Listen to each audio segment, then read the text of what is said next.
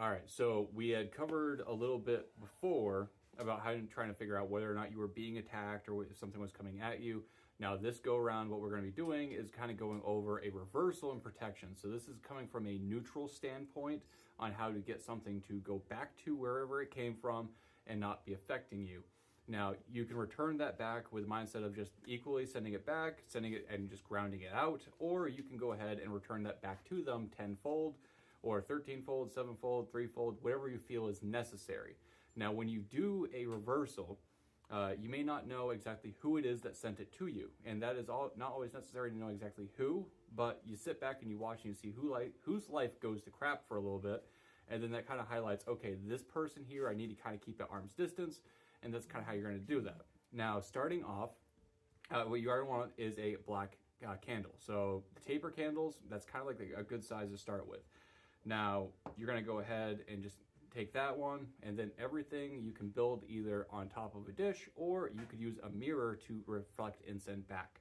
So that's kind of your own personal preference, whether or not you want to use the mirror. It is not always necessary to do so.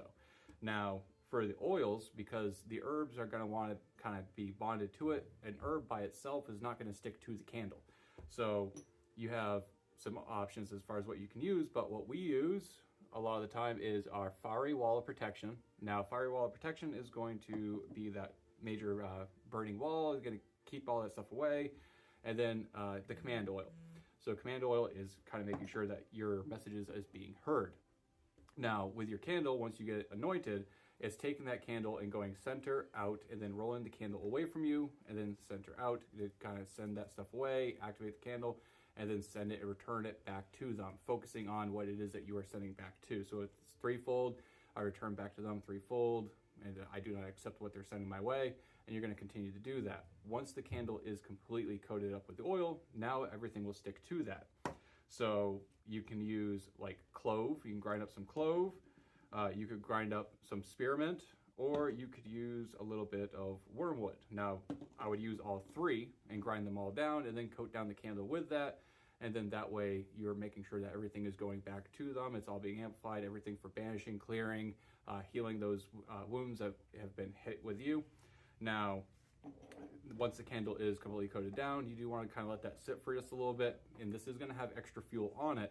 So you don't want to leave it really fully unattended. Fire safe container. We use good, fire heat proof dishes.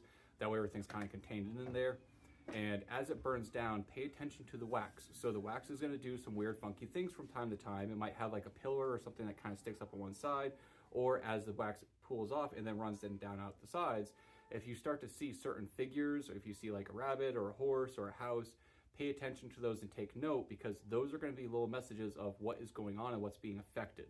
Now, that is going to take care of setting all that stuff there, but you want to make sure that you're cleansing yourself.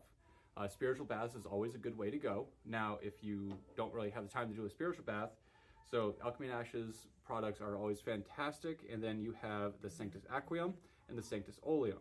So Sanctus Aqueum is the cleansing spray, and that would be sprayed counterclockwise. And always remember, counterclockwise for banishing and removing, and clockwise for activating and bringing in.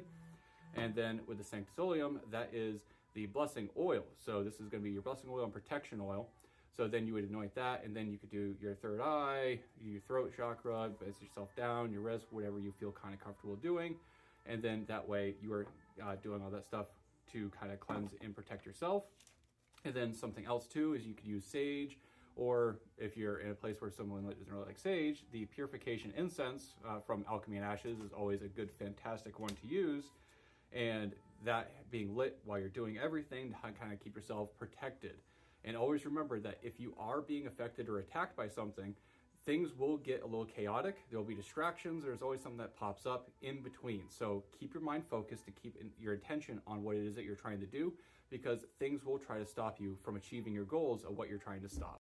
If there's anything that would help you guys out, or that you kind of would like to see a little bit more of, put those down in the comments. And always, if you've got questions or any concerns about something that's personally happening to you, feel free to message out, and we'll try to help you out as best we can with that.